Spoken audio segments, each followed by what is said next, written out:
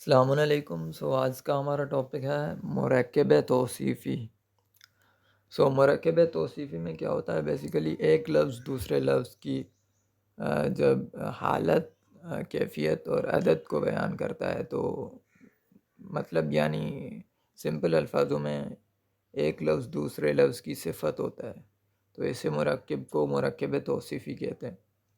تو اس کے دو حصے ہوتے ہیں، ایک حصہ صفت کہلاتا ہے اور دوسرا حصہ موصوف کہلاتا ہے. اب جیسے مرکب اضافی میں بھی مطلب اردو کے بالکل برعکس تھا، اس میں بھی ایسا ہی ہے. تو اس میں بھی اردو میں جیسے صفت پہلے آتی ہے اور موصوف بعد میں آتا ہے، تو فارسی میں موصوف پہلے آئے گا اور صفت بعد میں آئے گی. جیسے یہ مثالیں نیچے لکھی ہوئی ہیں، مثال لکھی ہوئی ہے نیچے. سفید قمیض، یعنی اس میں لفظ جو سفید ہے وہ صفت ہے اور جو قمیص ہے وہ موصوف ہے. یعنی قمیص لفظ کی جو ہے وہ تعریف کی جا رہی ہے. تو اسی طرح فارسی میں موصوف پہلے اور صفت بعد میں. تو یہ بس رول ہے، اور اس کو بنانے کا طریقہ بھی مرکب اضافی کی طرح ہی ہے، بس کہ موصوف کے آخری حرف کے نیچے زیر دے دیتے، اس سے مرکب توصیفی بن جاتا ہے. تو سمپل رول ہے. اب جیسے کچھ مثالیں ہیں. ہری ٹوپی. اب اس میں ہری جو ہے وہ صفت ہے اور ٹوپی جو ہے وہ موصوف. تو اس کو موصوف کو آگے لائیں گے اور اس کا جو آخری حرف ہے اس کے نیچے زیر دے دیں گے، جیسے یہاں پر دی ہوئی ہے، اور جو صفت ہے وہ آخر میں لائیں گے. تو آپ کا بن جائے گا مرکب توصیفی. اب اور بھی مثالیں لکھی ہوئی ہیں. چھوٹی بہن، خواہر کوچک. اب اس میں خواہر کے آخری حرف کے نیچے زیر لگاؤ.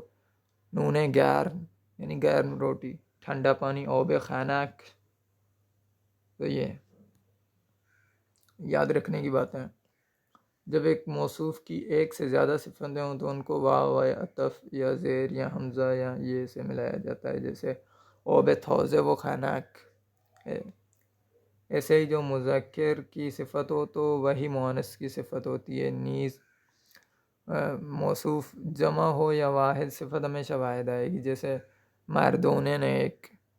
اب مرد نیک اور مردون نیک، اس میں صفت نیک جو ہے وہ سنگولر ہے.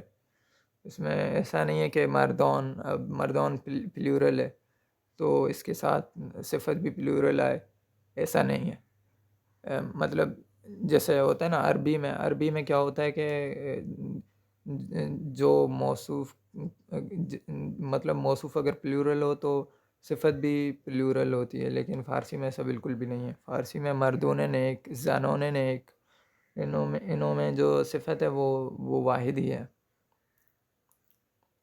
تو کچھ اور مثالیں دیکھ لیتے ہیں. طفل نادون، نادان بچہ. پسر نیک، نیک لڑکا. عادت بد، بری عادت. شب تاریک، تاریک رات.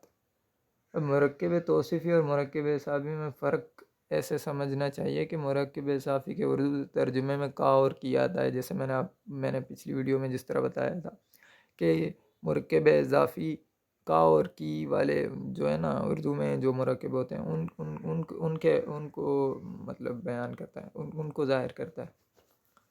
تو آسان ہے سمجھنا. اس میں ملکیت ظاہر کی ہوتی ہے، اس میں کوئی حالت ہوگی، کیفیت یا عدد بیان کیا ہوگا. تو یہ بس چیزیں نوٹ کرنے والی ہیں.